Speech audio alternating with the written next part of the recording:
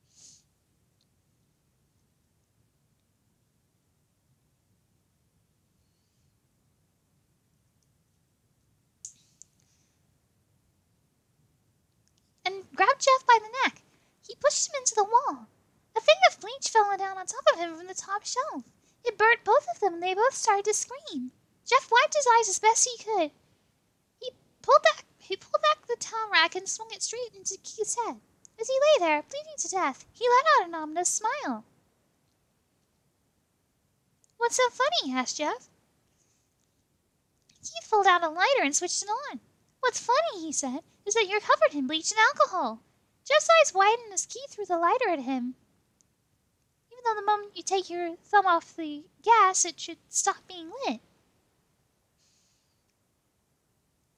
As soon as the flame made contact with him, the flames ignited the alcohol in the vodka. When the alcohol burned him, the bleach bleached his skin.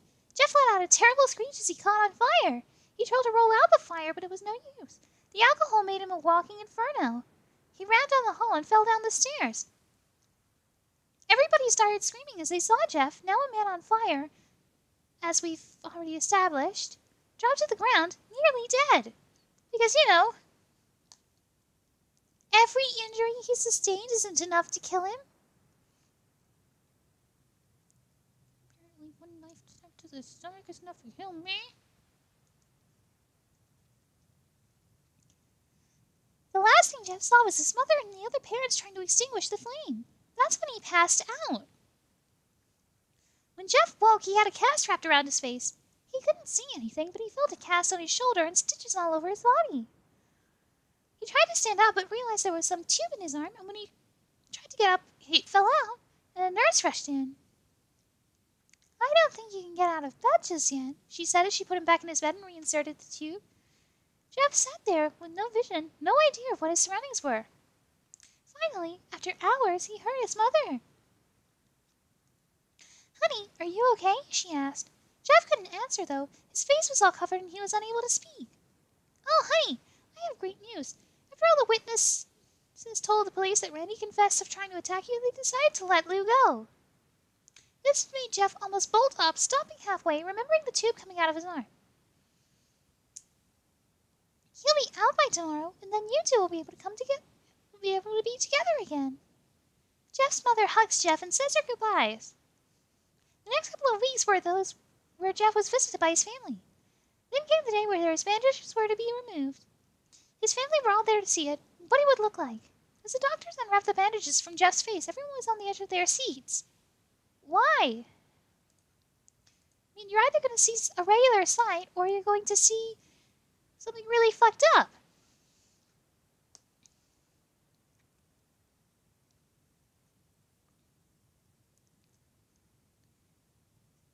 They waited until the last bandage holding the cover of his face was almost removed.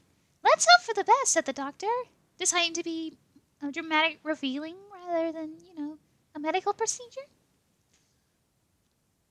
He quickly pulls the cloth, letting the rest fall from Jeff's face. Jeff's mother screams at the sight of his face. Lou and Jeff Sabworth stare awestruck at his face. What happened to my face?" Jeff said. He rushed out of bed and ran to the bathroom. He looked in the mirror and saw the cause of distress. His face! It's horrible! Okay, so what was it like after the accident? His lips were burned to a deep shade of red. His face was turned into a pure white color, and his hair singed from brown to black. He slowly put a hand to his face. It had a sort of leathery feel to it now. He looked back at his family and then back at the mirror.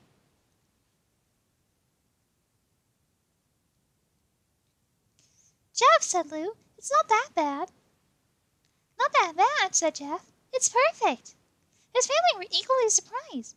Jeff started laughing uncontrollably. His parents noticed that his left eye and hand were twitching. Jeff, are you okay?" "Okay.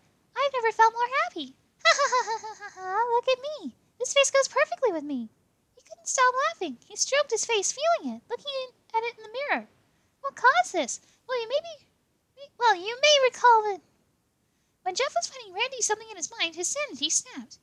Now he was left as a crazy killing machine. That is, his parents didn't know. I'm saying this because I expect that the audience also has the attention span of a goldfish.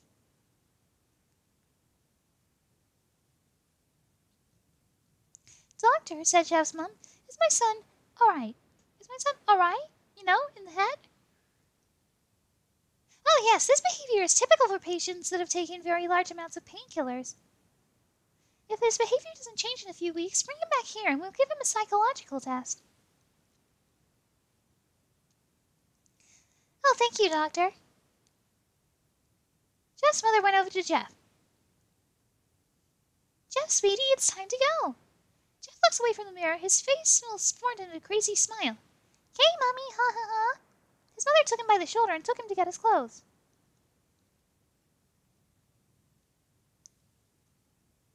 Jeff's mom looked down to see the black dress pants and white hoodie her son wore. There they were, clean of blood. Do you have any idea how hard it is to clean blood out of white? And now stitched together. Jeff's mother led him to his room and made him put his clothes on. Then they left, knowing that this was their final day of life. What? Oh, not knowing that this is their final day of life. Yeah, don't build up to that or anything. Just tell us that what's going to happen, that his parents are going to die.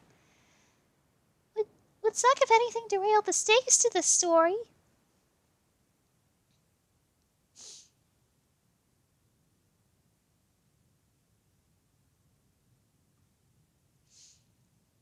Later that night, Jeff's mother woke to a sound coming from the bathroom. It sounded as if someone was crying.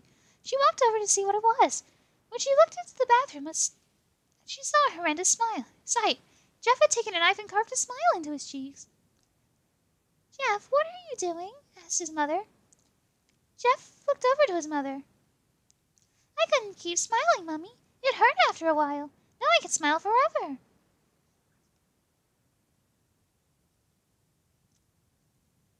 Jeff's mother noticed his eyes ringed and black. Jeff, your eyes! His eyes were seemingly never closing. I couldn't see my face. I got tired. My eyes started to close. I burned out the eyelids so I could forever see myself, my new face.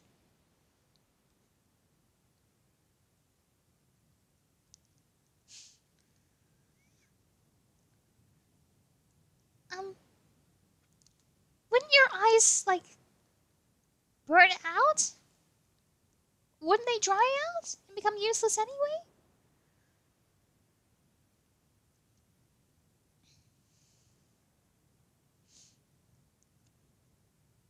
Jeff's mother slowly started to back away, seeing that her son was going insane. What's wrong, Mommy? Aren't I beautiful? Yes, son, she said. Yes, you are. Let me go get Daddy so he can see your face. She ran into the room and shook Jeff's dad from his sleep. Honey, get the gun, Oh, that's a polite treatment of someone who's, mental. She stopped as she saw Jeff in the hallway, holding a knife. Mommy, you lied. That's the last thing they hear is Jeff rushes at them with a knife, cutting both of them. Which is not an instant death. So it would not be the last thing they hear.